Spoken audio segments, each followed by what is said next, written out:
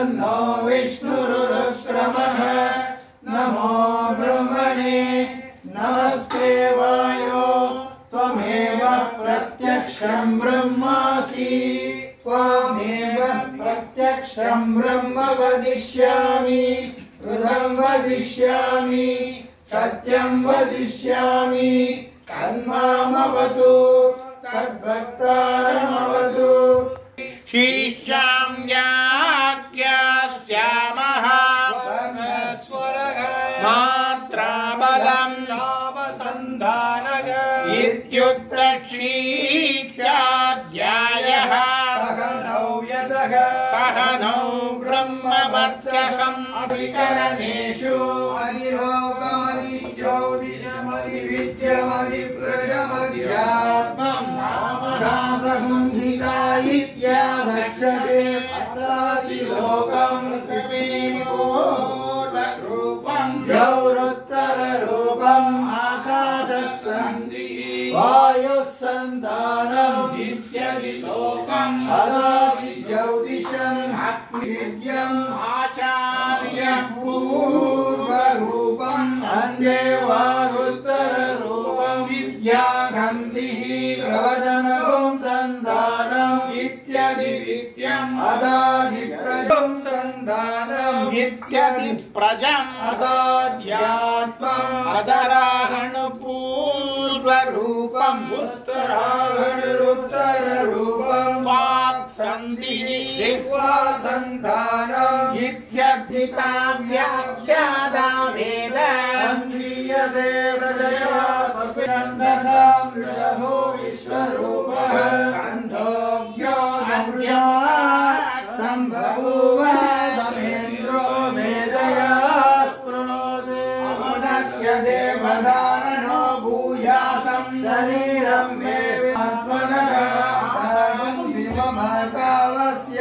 अन्नपाणे सदप्रदातो मे श्रियमामः लोमसां वसुभिस्वाहा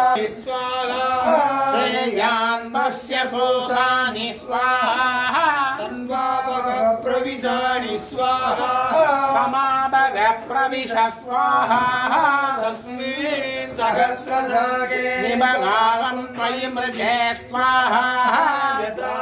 प्रवदयायन्ति यदा मासा अतर्जरन् एवं मां ब्रह्मचारिणः आदरायन्तु सर्वदा स्वाहा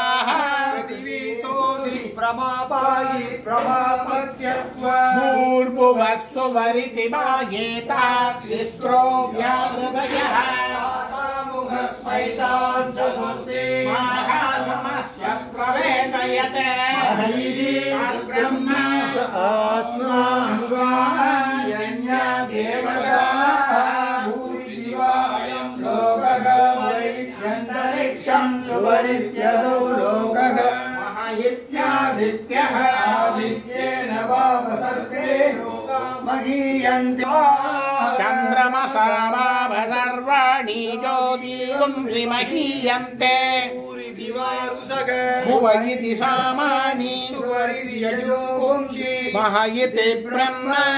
ब्रह्मणावावसर्गे वेदान्नेन वावसर्गे प्राणमहीयन्ते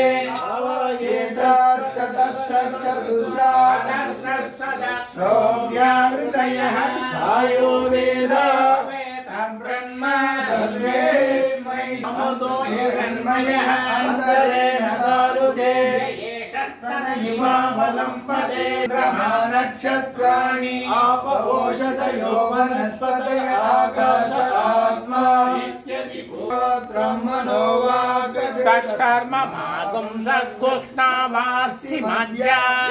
तदिविजाय ऋषिरोचते पाक्तं वा इदगुं सर्वं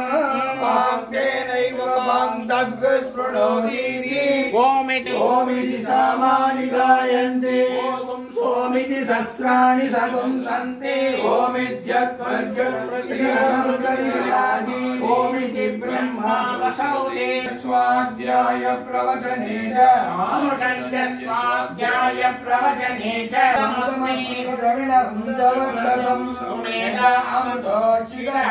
ईर्षङ्गोर्वेदानुवचनम् एकमनुचाचार्योरः आचार्याय प्रियन्दनमागृत्य प्रजातन्त्रं माव्यवच्छेत्सि धर्मान्न प्रमदितव्यम् भूत्यैन प्रमदितव्यम् स्वाध्याय प्रवचनाभ्यान्न प्रमदितव्यम् गुरुदेवो भव गुरुदेवो भव आचार्य देवो भव देवो भव यान्यनवत्यानि कर्माणि तानि सेवितव्यानि नोइतराणि यान्यस्माकं सुसविधानि तानि द्वयोपास्यानि नोइतराणि एके सात्मश्रेयागुंसो ब्राह्मणा एकान्तयासनेन प्रस्रवितव्यम् श्रद्धया ध्येयम् अश्रद्धया ध्येयम् श्रिया ध्येयम् क्रिया ध्येयम् धिया ध्येयम् संहिता ध्येयम् अथ यदि ते कर्म विचित्सा वा वृत्त विचित्सा वा स्यात् तत्र ब्रह्मणा